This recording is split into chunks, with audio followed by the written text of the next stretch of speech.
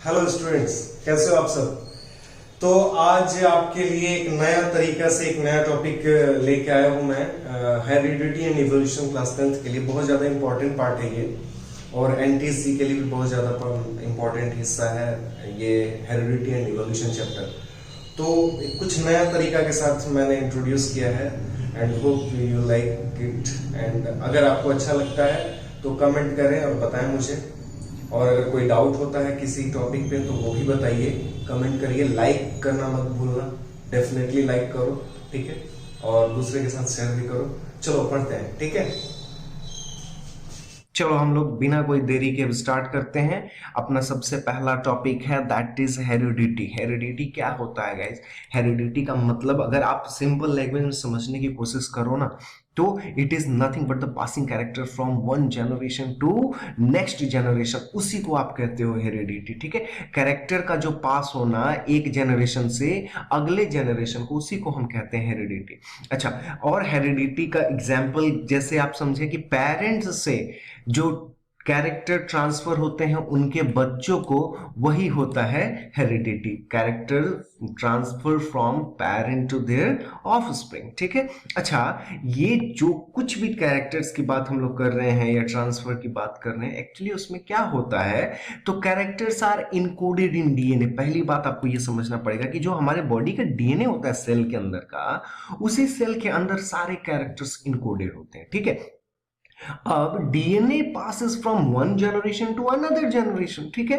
एक जनरेशन से अगले जनरेशन को डीएनए ही पास होता है, मतलब जो चीज पास होता है that is DNA, so it is called as genetic material. इसी वजह से डीएनए को हम जेनेटिक मटेरियल कहते हैं, क्योंकि ये इसी के अंदर हमारे जीन्स प्रेजेंट होते हैं और वही जीन्स एक जनरेशन से दूसरे जनरेशन को पास किए जाते हैं, ठीक है। अच्छा, ये कैसे पास होता है, डीएनए कैसे पास होता है, how DNA passes from generation to generation, ठीक है। तो अगर इस बात को देखें तो बाय सेल डिवीजन, बहुत बहुत सिंपल से एग्जांपल है, by cell division. Cell division से ही डीएनए पास होता है। जैसे मान लीजिए ये एक ओल्ड जनरेशन सेल है, ठीक है। ये जब डिवाइड होगा, डिवाइड होते होते जाएगा, तो देख रहे हैं आप दो नया सेल बना with nucleus, DNA present in that, ठीक है। जो नए दो सेल बने हैं, this cells are actually new generation. तो जो एक जनरेशन पहले था, अब जो नया जनरेशन हुआ, उसमें क्या कॉमन है, इसका डीएनए इन दोनों में प्रेजेंट है, ठीक है। तो this is how it happens कि by cell division DNA can pass from one generation to next generation, ठीक।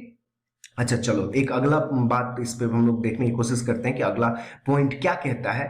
अगला पॉइंट है इवोल्यूशन, बहुत ज्यादा इंपॉर्टेंट पार्ट, इस पूरे चैप्टर का बेस भी है इवोल्यूशन, और हेडिंग्स में भी दिया है हेरिडिटी एंड इवोल्यूशन। तो इवोल्यूशन को समझने की कोशिश करते हैं, क्या होता है इवोल्यूशन। देखो, evolution is a sequence of gradual development. किस चीज का ग्रेजुअल डेवलपमेंट जी? तो ऑफ कॉम्प्लेक्स लाइफ फॉर्म।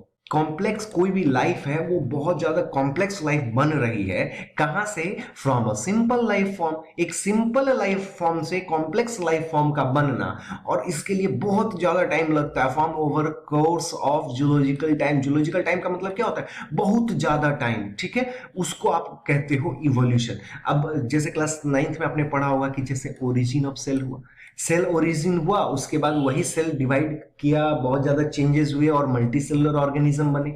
वही मल्टी सेलुलर ऑर्गेनिज्म फिर बहुत ज्यादा उसमें बदलाव हुआ और प्लांट और हायर एनिमल्स बन गए। तो ये जो हो रहा है, ये सीक्वेंस जो हो रहा है, this sequence of event is called as evolution, है ना। अब और ये जो मैंने बोला कि जियोलॉजिकल टाइम क्या होता है, तो जियोलॉजिकल टाइम को समझने की कोशिश करते हैं। देखो, geological time is nothing but the extensive interval of time.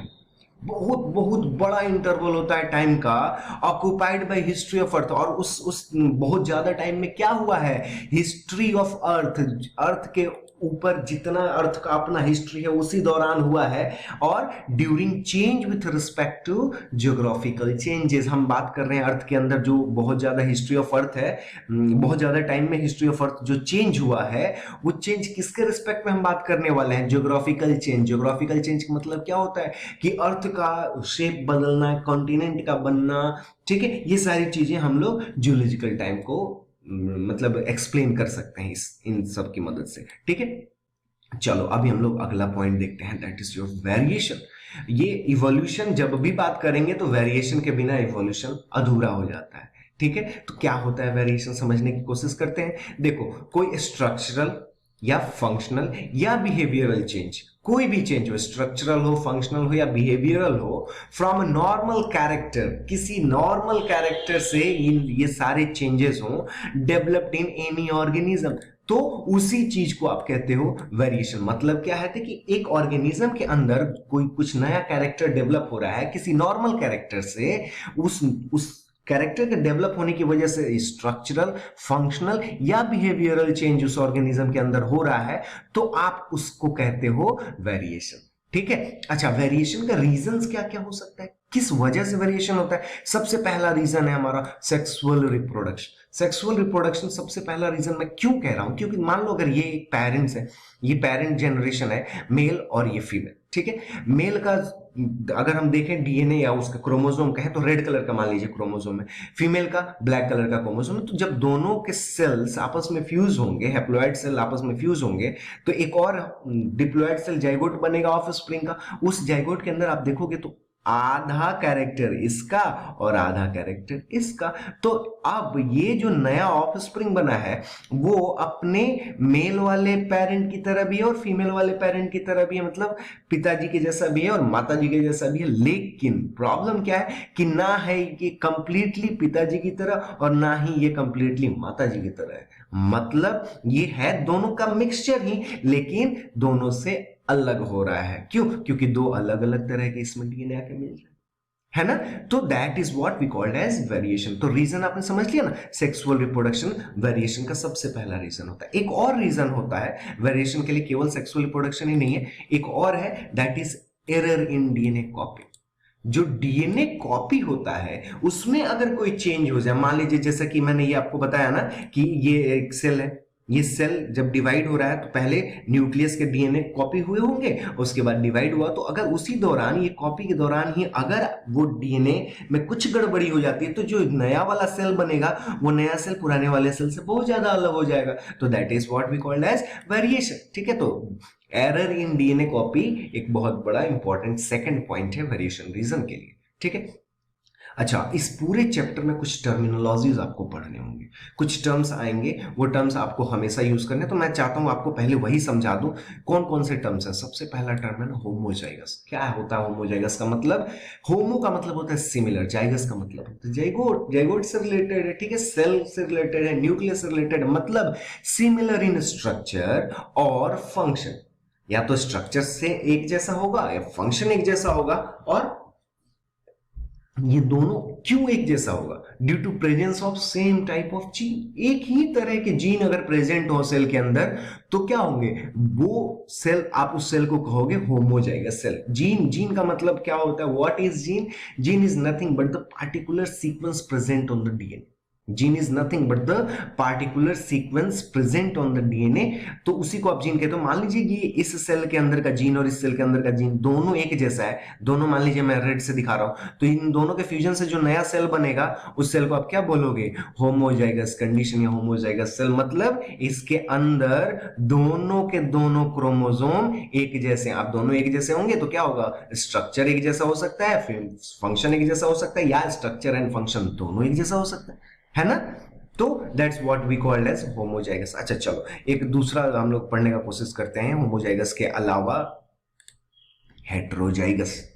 Heterozygous क्या है? Due to presence of dissimilar gene.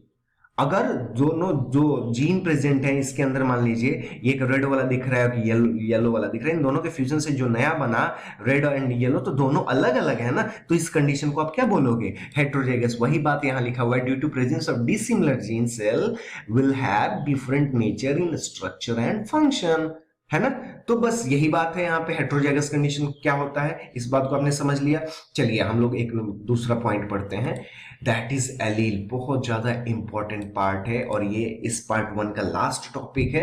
Allele का मतलब क्या होता है? It is different form of any gene. किसी जीन का एक अलग तरह का रूप। एक जीन होता है ना, उस जीन के अलग अलग तरह के रूप हो सकते हैं, जिस रूप में, जिस फेस में अपने आप को ये शो कर पाए उसको आप कहते हो allele. It is the different form of gene in which a gene can express itself और शोज इट्स प्रेजेंस। अगर जीन वहां है तो किस रूप में अपने आप को दिखा रहा है ना, उसी रूप को आप कहते हो एलील। जैसे एग्जांपल अगर मान लीजिए, gene for height of a stem of a plant can be in two different form. Plant height के स्टेम का जो मतलब जीन है कि वो स्टेम कितना बड़ा होगा, टॉल होगा कि छोटा होगा, वो उसका रूप है, एलील है। ठीक है, अगर इस बात को एग्जांपल से समझने का, जैसे कि कैन बी, वो एलील क्या होता है, it allele can be in the form in which it cause plant के स्टेम को ऑफ स्मॉलर स्टेम। मतलब प्लांट का जो स्टेम है उसको क्या कर देगा, ये छोटा स्टेम बना देगा। प्लांट के स्टेम को क्या करेगा, छोटा बना देगा। तो वो प्लांट क्या कहलाएगा, डॉर्फ कहलाएगा। ठीक है, छोटा प्लांट कहलाएगा, नाटा प्लांट कहलाएगा। अच्छा, दूसरा पार्ट क्या होगा, can be in form in which it cause plant stem of longer stem.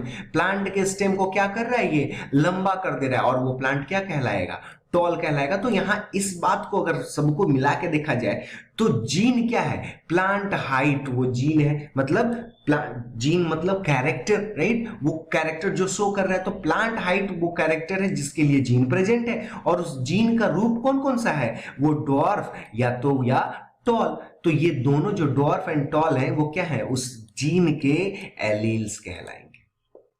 समझ में आ रही बात। बस आज के लिए इस पार्ट 1 में इतना ही। अगला पार्ट 2 मैं अभी अपलोड कर रहा हूं, आप लोग देख सकते हो। ठीक है, आप पार्ट 2 भी देखो, और पूरे चैप्टर को धीरे धीरे थोड़ा थोड़ा करके पढ़ेंगे। और अगर कहीं कोई टॉपिक समझ में नहीं आया तो please do comment, don't hesitate, I will explain everything. ठीक है, चलिए अभी के लिए टाटा।